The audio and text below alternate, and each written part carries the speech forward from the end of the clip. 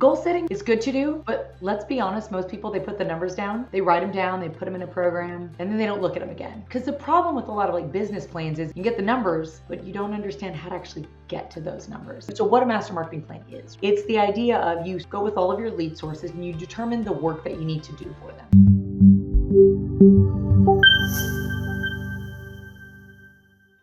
Welcome back to Grounds for Success with Espresso Agent, where we give you the tools to help you become the neighborhood expert.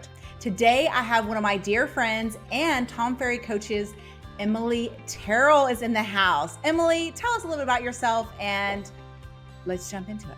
Hey, Shawna, thanks so much for having me here. I think the last time you and I did an interview like this, I had a baby on my lap the whole time. Yeah. So It's been kind of a while. So I'm like I said, I'm a Tom Ferry coach. I'm here in San Antonio, Texas. So it's hot and sweaty all the time. But It is I've been good. a real estate agent for about 10 years. And then I've had the amazing opportunity to become and work with Tom Ferry to become a coach and a speaker for him.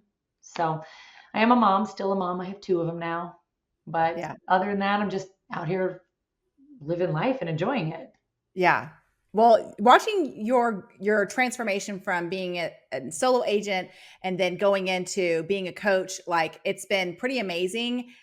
You're one of the people that I always look forward to when you get on stage because you always bring a lot of value for people.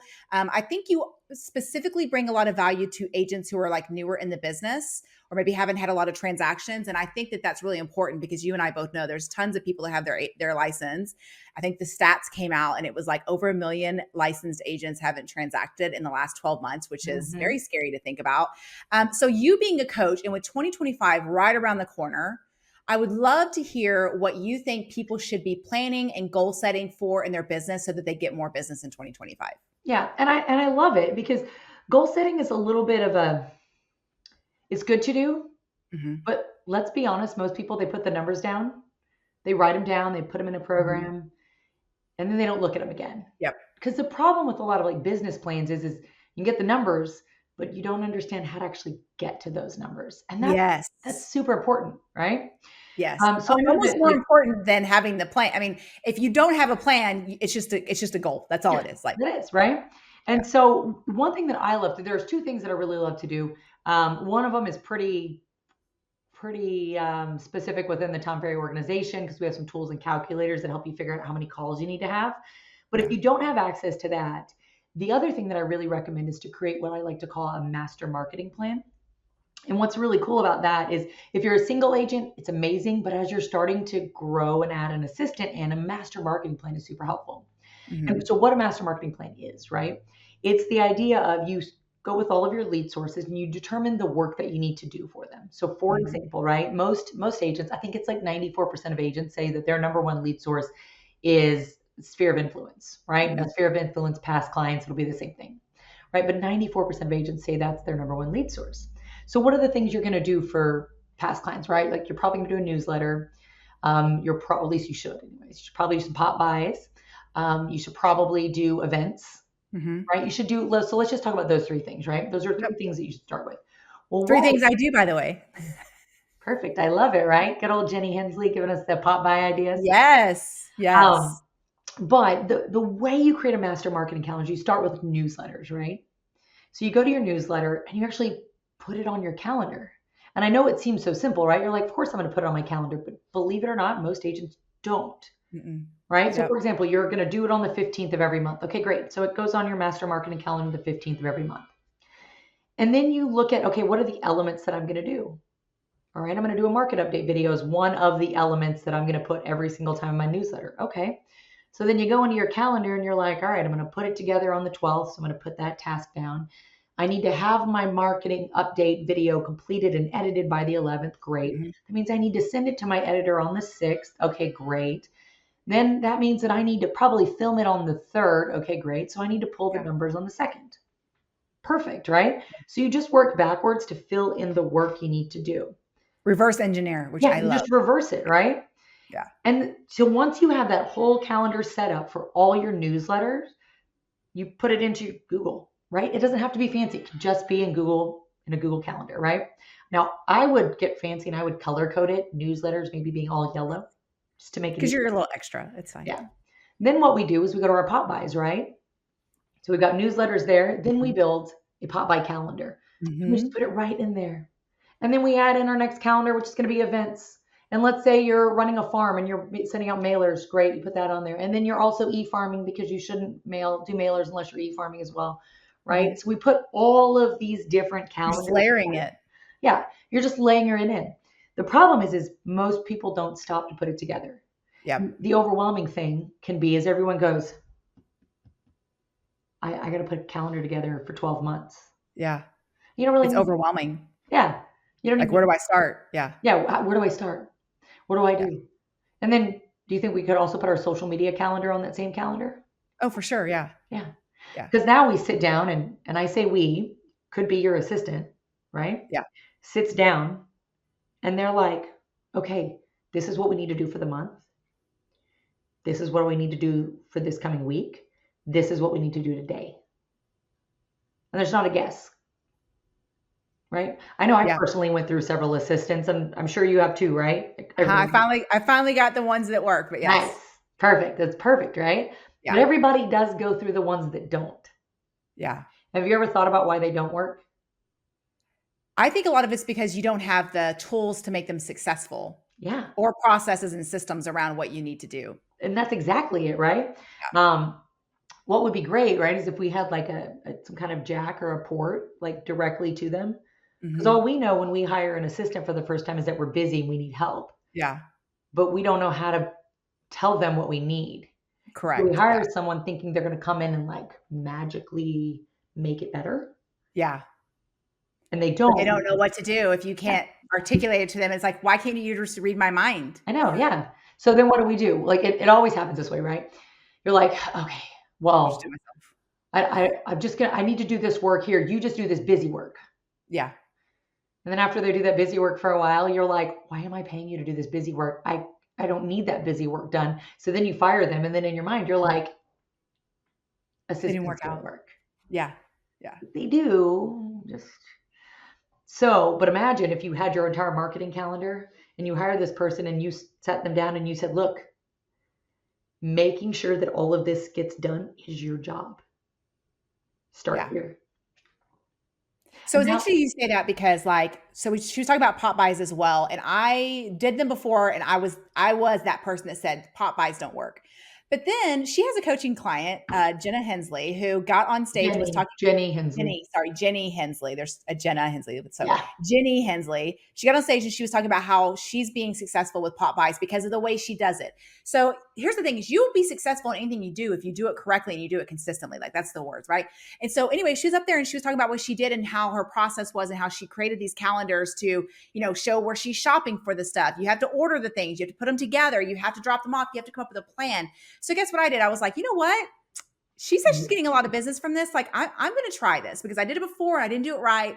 I'm going to do it. And I'm telling you right now, I have all my pop buys done. I'll have everything scheduled through August of next year. And I have most of the supplies already ordered because again, I'm thinking ahead. I'm planning ahead.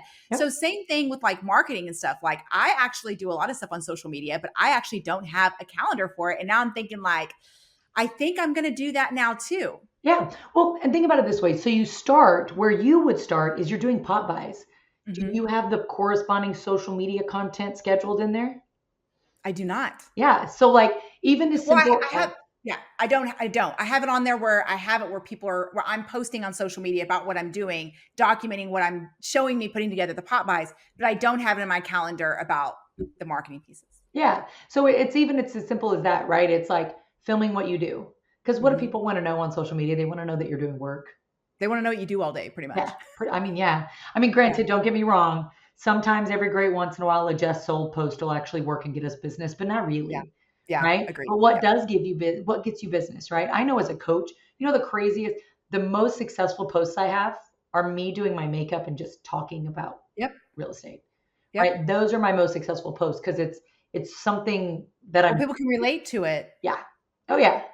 So same thing, if you're doing work and you're like showing that you're putting these gifts together, it creates FOMO and it creates all that. And it makes it easier for everybody else to do their jobs if they know what needs to happen. Yes. If you have it in a clear, concise calendar and then you have SOPs, standard operating procedures wrapped around that, there really should be no reason why you're not able to do it consistently, and your team should be able to help you out, and you should be able to delegate that task out. Yeah. There's no reason. Yeah, Yeah, 100%. 100%. And then also, and it's kind of the same thing of like, when we're running our transactions, similar concept, right? Do we think that scheduling everything out and having a plan that's not in your head and not on an Excel spreadsheet would be helpful? Yeah, Yeah. same thing, right? Yeah. Because I like, have a Trello board that like before, when I'm going to bed, I don't know about you, but when I'm going to bed, my mind never shuts off. My mind goes faster than I talk, believe it or not. And so when I'm laying there, I'm thinking, okay, don't forget to do this. And finally, I'm like, you know what? I'm not going to do that because I'll stay up all night thinking like, don't forget. So I just get out my phone, get on my Trello board and add it all to my Trello board so I can dump it from my head and I can sleep. Yep. Well, and a lot of it, like most agents, and it's really common. It's probably the very first thing that I train every agent on, right? The very first thing that I train every single agent on is going in and getting transactions off their plates, right? We get their transactions out of their heads.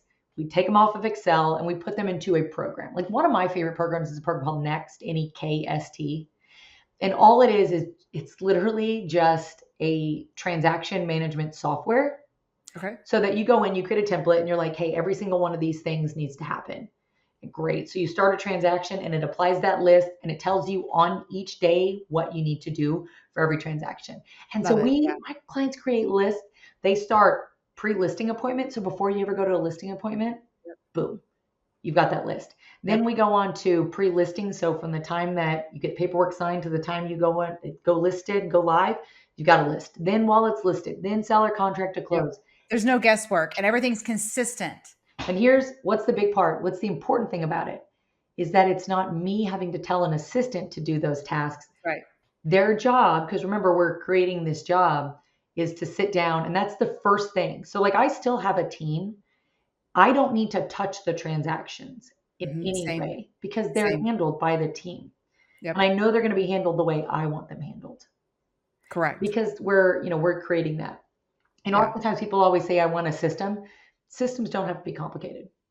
Correct. Right? Something like that. And there are lots of other programs. Follow Up Boss is a similar concept as far as being able to create the transactions.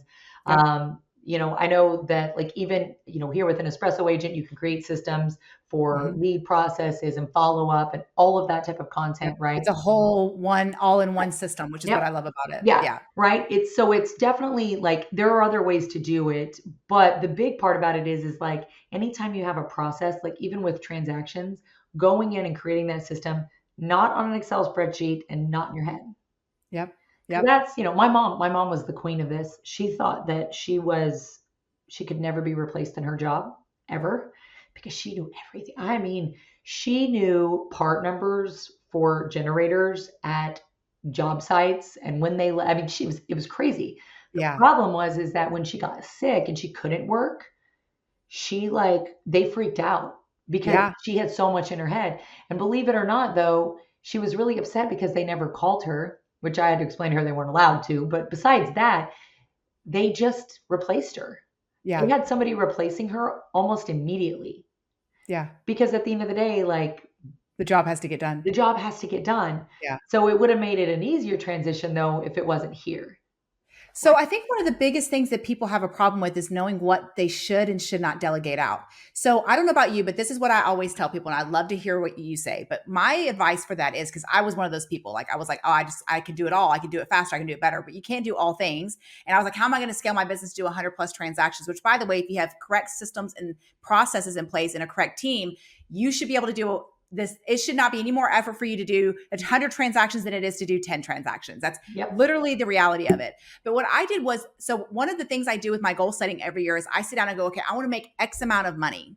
And then I back into that. So the way I decide what I need to delegate out is that worth my hourly rate? And the best way to figure out your hourly rate is to sit down and say, okay, I want to work. For me, I'm like, I want to work 40 weeks a month or 40 weeks a year.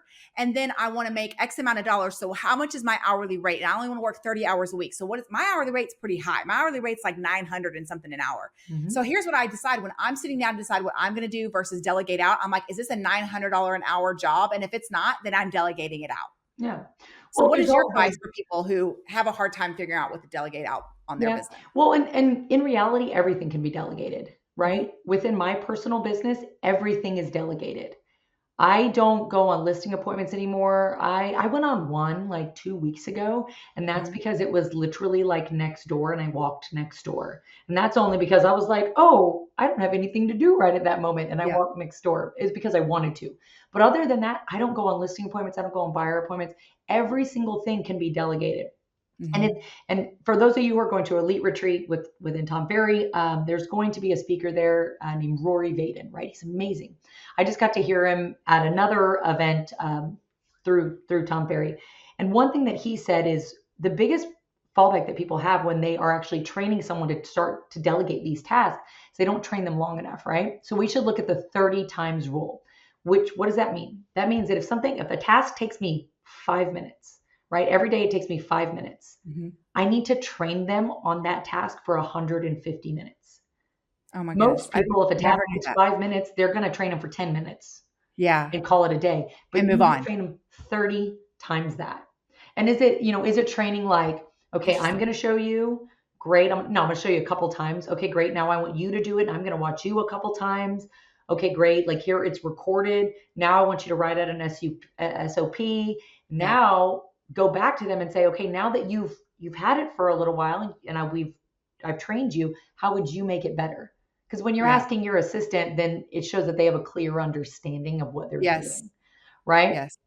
But it's coming in and actually training enough. Now, I know 150 minutes seems like a lot for a task that takes 5 minutes, but did you know that if you do the math right, it's like a 733 times return on that Yeah. 150 minutes you spent of how much time you get back by not doing the task. And of course, and like you said, people don't want to do that because they can do it faster and they can do it better. Yeah. And you know what? But you That's can't do true. everything. It's definitely true the first time. It's probably Yeah. true the second, the third, fourth, fifth, 10th time. Yeah. But eventually, that other person will do it better and they Yeah. will do it faster than you. And Well, because it's I hear agents all the time who say, like, I had somebody reach out to me last week and they said, I want to learn how to scale my business. And she put it on social media. I want to learn how to scale my business. I can't get past this amount of transactions. And I said, well, I said, well, you need to get somebody to handle all the TC side. And she's like, oh, but I can do that. No problem. I'm like, yeah, but that's the reason why you can't scale your business because you're so busy working in your business. You can't be working on your business. And I said, and there's no way you're scaling your business because you're doing all the things. I'm like, so yes, can you do it? Are you good at doing it? Yes. But are those things that you should be doing if you want to scale your business? No, no, you yeah, should there's not. yeah, there's a lot of things, and there's a thing called the procrastination funnel, right? So it comes in, and what it is anytime you're doing a task, right? Whatever that task is, the first question you ask is, do I need to do the task? Or can I eliminate it, right? Does it actually have to be done? Yep. Okay. So if the answer is yes, okay, great. If it's no, obviously, then you get rid of it, right? Yeah. And the second thing is okay, can I delegate this task? Right? Is there someone else that can do it? And sometimes that's, well, do I need to hire someone to take over this task, right? Mhm. Then after that, the third question you ask is, does it need to be automated? Can I automate Yes. it? How can I Yes. automate it? What system do I put in place to automate it? Yes. Now, That if one's huge. yeah, for whatever reason, let's say it gets all the way through that funnel, like, we need to do it. It can't be delegated. It can't be automated. So now it's actually down to you have to do it. Mhm. Then it comes down to, and this is an important distinction, does it need to happen right now? Is it important, right? Does it have to happen right now? Or can I procrastinate it? And procrastinating is not necessarily a bad thing in this scenario. It's intentional, right? It's intentional procrastination. And if that's the case, then that task just goes all the way back up to the top and you take it through that same process again until it either gets eliminated, delegated, automated, or you decide that it is actually important that needs to be done right then. I actually love that. I love that you put it that way because I think a lot of people don't think like that. Yeah. No, I they know I'm don't. always thinking, You know, anything I do on a regular basis, I'm always thinking like, okay, I'll set up an SOP for it, or I'll get my team to set it up. And then I'm like, okay, and then how can we do it better? So that's a start, right? Setting up an SOP so that everybody knows there's clear, concise, who's doing what and when. But then I'm like, okay, how can I make this more automated where I can do it once and it's done? mhm. Like my mindset, I'm always thinking like, how can we automate that? And even if it costs money to automate something, it is worth it because your time is worth money. Yeah, yeah. And the great thing is with AI and everything right now, like you can create custom SOP or custom GPTs. I'm so sorry, to where you just take the market data or the showing data from one Mhm. listing that you have, throw it into a custom GPT, and it will spit out a PDF for you. Now, that takes some work. I'm simplifying it, but Yeah. you can get out a PDF that you then literally just take and throw to a client and say, hey, here is your showing report for the last week. And that's an additional level of communication for your clients that was done in Yes. 30 seconds by an assistant, right? Yes. So it's something you delegated and automated, and you're That's right. providing a better level of service to your clients like that, right? Like stuff like that can be done so easily now that it, Yep. just a lot of it takes embracing it, but it can be done Yes. so easily now. Yes. There's so many times that somebody will ask a question. I'm like, did you use ChatGPT? And they're like, oh, I didn't even think about it. I'm like, that's the first place I would go. Yeah. Like Did you we're in know the land that? of ChatGPT where you can literally learn how to do everything or get somebody to do it in 2 seconds. Yeah. Did you know that actually Google is trending down for the #1 search engine, and ChatGPT and TikTok are now moving up in the I top believe it. search engines. I believe it.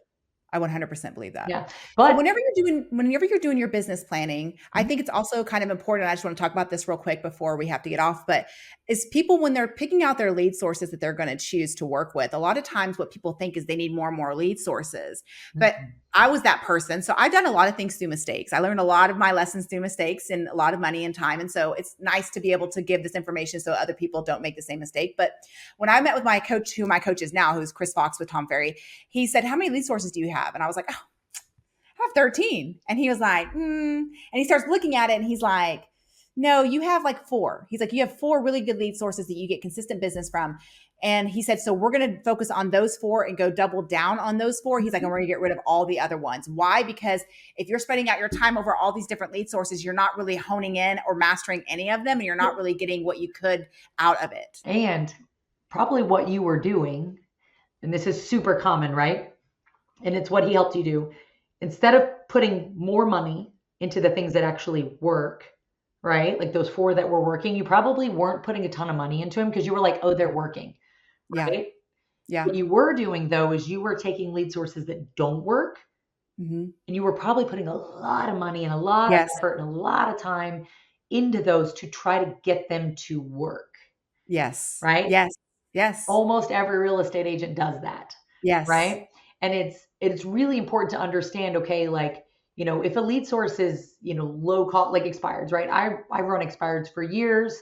Mm-hmm. We got it really great. It's automated. I already know that I have my cost to acquire a customer there is relatively low, and it takes Mm-hmm. relatively a middle ground amount of work, right? But I'm aware that it does work. So we continuously figure out ways to make that better, right? Yep. Whereas, some of my other online lead sources, for me right now, they're not working as well. So I'm not going to put a lot of money, time, or Mm-hmm. effort into them. Now, I'm not saying Mm-hmm. that, because everything, different people works differently, right? But Correct. it just depends on the person. But really focusing on, like you said, what's working Mm-hmm. and doubling down on it, tripling down on it, Yes. putting more money, time, and Going effort into it, deeper. Yeah. and getting Like if I'm already getting business from my sphere of influence and my past clients. So when Jenny got on there and said, hey, I'm doing this and I'm getting a lot of business, I thought, that's a way for me to have a touch point with my past clients in my sphere, providing something that's really cool and getting it posted on social media because they'll post on social media. I was like, I even went on a listing appointment one time where it was referred from a past client. And she said to me, when I work with you, does that mean I get added to your events? I get to attend your events? And I said, yes, absolutely. So it's interesting that other people are already selling it for you. So why not just double down what it's overworking? And not only that, it costs a lot less to keep the business you've already gotten than it does to go out and acquire new business. Yep, always. Yeah. Yeah. And what you're doing is you're creating that FOMO, right? Like, I want to be included. And it's Yeah. more of a question of why am I not on the list? Yeah. Why don't I Yeah. get the gift? That's right. Yeah. So we're running out of time. So I just want to thank Emily for coming on here. But I wanted to also talk about real quick before we get off that if you're looking to add an additional lead source for listings to get more listings, because if you have more listings, you have more opportunities to get more business. I would definitely urge you to check out listingleads.com. And if you use the code Espresso, you get 50% off your first month, which I think is a steal. I use it every day in my business. It's a set it and forget it. I have my assistant running the whole program, and I'm getting a lot of hand raisers, which are turning into appointments. So I would highly recommend that you reach out and look up listingleads.com and use that code Espresso to get that 50% off.